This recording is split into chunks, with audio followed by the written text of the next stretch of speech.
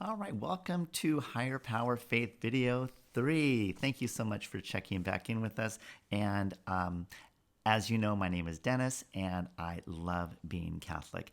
And I'm going to share this episode with you, somebody that was very instrumental in my learning more about the Catholic faith, and it continues to do so to this day. You can go on YouTube. He's got so many great videos on there.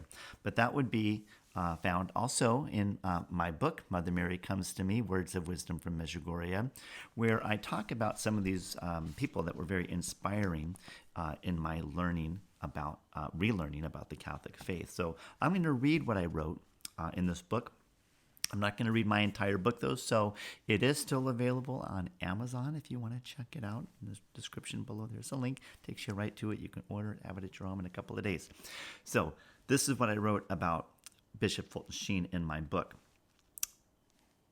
Archbishop Sheen had written more than 70 books in his lifetime and was known as the first televangelist. Before his television career, he had a successful weekly radio program called The Catholic Hour, which he had hosted for 20 years. He had an audience of more than 4 million people, and he received between 3,000 and 6,000 letters a week from listeners. And after that, he shifted his focus to 2 weekly television programs that ran for almost 15 years. This was at the very, very beginning of television, okay? And his show was called Life is Worth Living. Again, you can watch this all day, all night on YouTube. And the Fulton Sheen program. So Bishop Sheen would reach out to more than 30 million viewers per week. Think about that. They would receive more than 8,000 letters a week. It's worth noting that in the mid-1950s in the United States, the U.S. population had 40% fewer people than today. So think about the most watched primetime television shows today. If they get 9-10 million viewers for a show in a week, that is really, really good. And so back in, 50, 60, 70 years ago, to be getting that many number of millions of viewers, that was a different time, right? Think about it. So anyways, I wanted to read something to you that Bishop Sheen had written. I think this was probably in the late 1930s, early 1940s. But maybe you heard the first sentence here, but maybe you haven't heard the rest. So bear with me as I read, but very, very powerful words from Bishop Fulton Sheen. He says, "There are not over 100 people in the United States who hate the Catholic Church. There are millions, however, who hate what they wrongly believe to be the Catholic Church." I'm going to say that again. There are not over 100 people in the United States who hate the Catholic Church. There are millions, however, who hate what they wrongly believe to be the Catholic Church. Is that us? Is that you? Is that me? Do you hate the Catholic Church? And if you do, that's okay, because there's a lot of misinformation out there that has led you to probably hate that. And by the way, please, no hating on this channel in the comments, okay? I'm not going to answer or respond to anything that's negative or hateful, okay? Keep it all in love here. Appreciate that.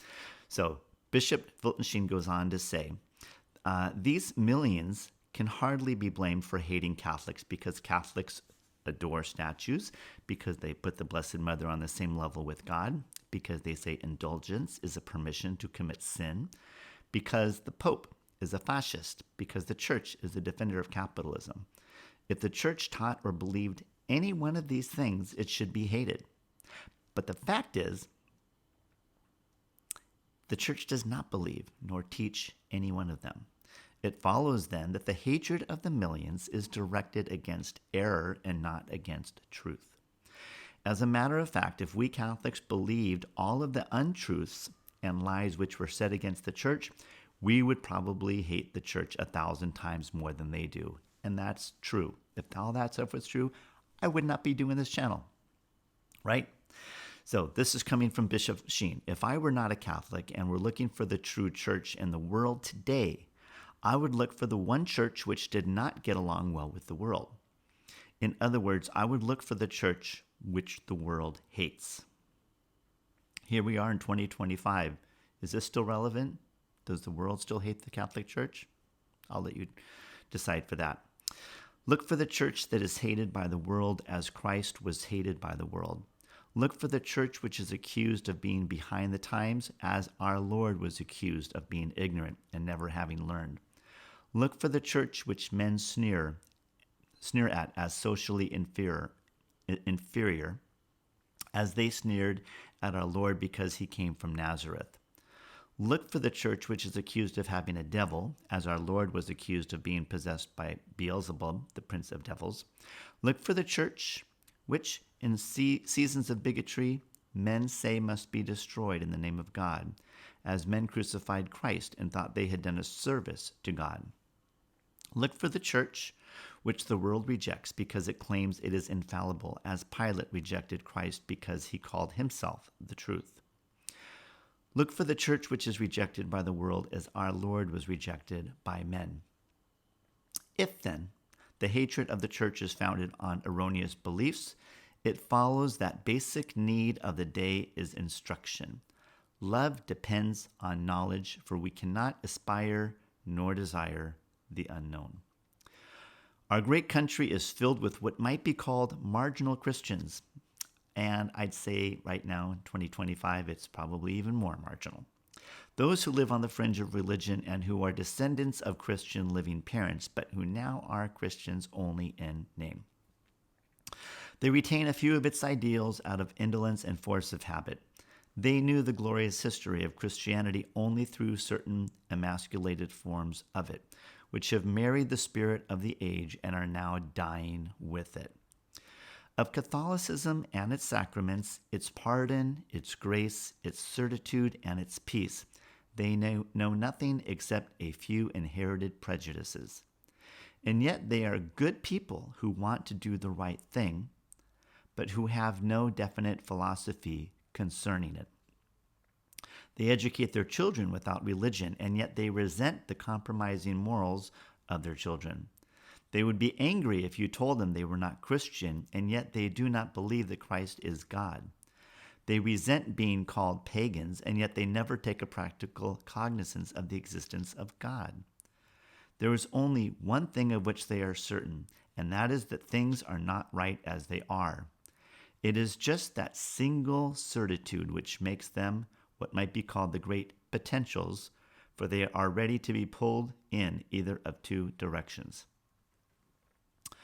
Within a short time, they must take sides. They must either gather with Christ or they must scatter.